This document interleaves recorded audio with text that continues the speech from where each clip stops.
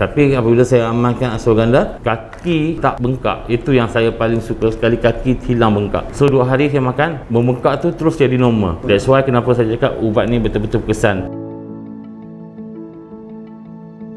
Saya Muhammad Syahidan bin Zulkifli, bekerja di luar negara lah, dekat Singapura. Disebabkan COVID, saya diberhentikan. So sekarang saya buat freelance untuk syuting drama, filem macam tu lah. Sekarang saya menetap di Kedah, tapi jika macam ada job on call, saya akan attend ke KL dekat location mana yang diorang akan shoot lah. Kecemasan ni saya dapat detect sebelum saya berumah tangga. So pada 25 tahun, saya pergi cek, dia tak tinggi lah, 8, 9, paling tinggi pun 10 macam tu. Tapi dalam masa sama, saya mengamalkan ubat tradisional kampung, tapi dia tak cukup support. So dia ada sakit-sakit sampingan macam sakit kepala, kaki membengkak. Kencing yang tidak lawas ni boleh dikatakan satu malam air kencing boleh mencecah 4 botol 5 botol. Efek orang kencing manis ni, dia tak boleh nak tahan kencing.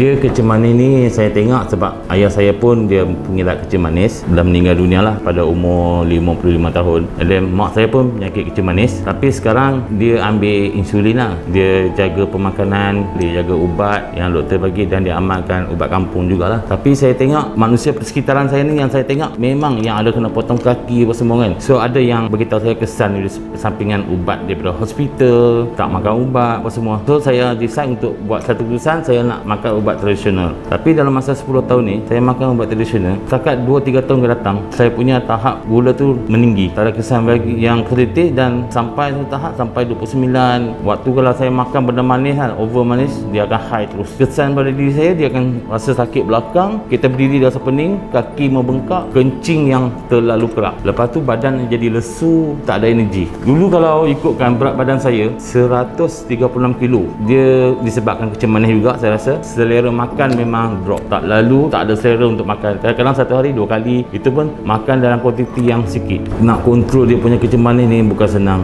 Macam saya ada buat tradisional kampung, campuran akar kayu, saya terpaksa rebus sebanyak 5 kilo. Saya terpaksa rebus dan masukkan dalam tong-tong yang besar tu untuk datang ke KL. Sebab sini tak ada jual daun tu, akar kayu. Saya punya ubat dah nak habis, saya terpaksa call member untuk bawa lagi yang saya dah standby dekat peti ais dekat rumah. Apabila saya di KL, saya dekat sana saya ada buat macam ramuan sampingan lah. Tapi dekat sini saya minum ubat terlalu limit. Sana mungkin satu hari saya akan minum macam 4 atau 5 kali. Saya rasa lemah, sayu, kaki macam nyucuk, saya akan makan ubat tu. Tapi sini saya limit pagi dengan malam saja. Kalau kita makan ubat tu, dia akan rasa mengantuk, dia akan bagi kesan pada waktu saya bekerja.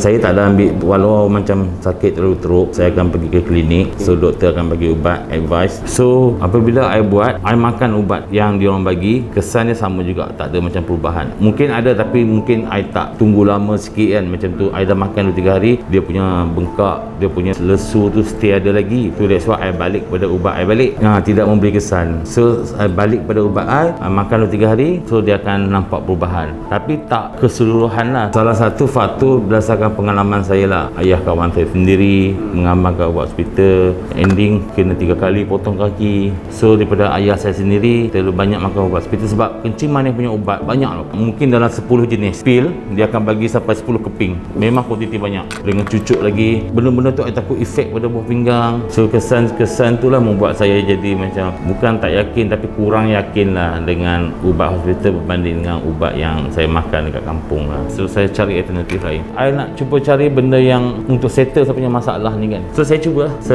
cari dekat Facebook, saya nampak komen, and then saya pergi ke YouTube, saya nampak benda yang sama. So saya cuba. Kesan dia cukup, alhamdulillah. Bukan saya nak tipu lah apa kan. Selepas saya makan ubat ni, sebab saya masa tu saya beli sebotol, hampir 2 bulan kaki saya tak membengkak. Tapi maknanya saya makan ubat ni mungkin dalam 1 bulan saja, kesannya pergi ke 2 bulan lebih, tidak membengkak, tidak sakit, tidak mencucuk. Tangan kebas saya dah hilang lah. Sebab ubat ni yang bagusnya, satu kapsul tu dia 1 biji je, tapi dia punya kesan dapat handle untuk kesan kencing manis, buah pinggang, darah tinggi. Ashwagandha ni ibarat macam 3-in-1 tau. Dia satu jenis pil, efek dia memberi kebaikan pada semua jenis penyakit dalam badan saya. Saya tak perlu nak fokus pada ubat yang saya minum sebelum ni. So saya makan dia 2 biji, dia dah menghilangkan saya punya sakit belakang, sakit bahu, pening kepala, kaki membengkak. Untuk badan lesu, dia dah hilangkan benda tu. Saya pernah cuba juga 4-5 jenis company yang punya ubat tapi tak memberi kesan. Ada yang 200, ada yang 400. So saya makan sampai habis tak memberi kesan walaupun saya makan 3 bulan. So saya tengok dia punya komen.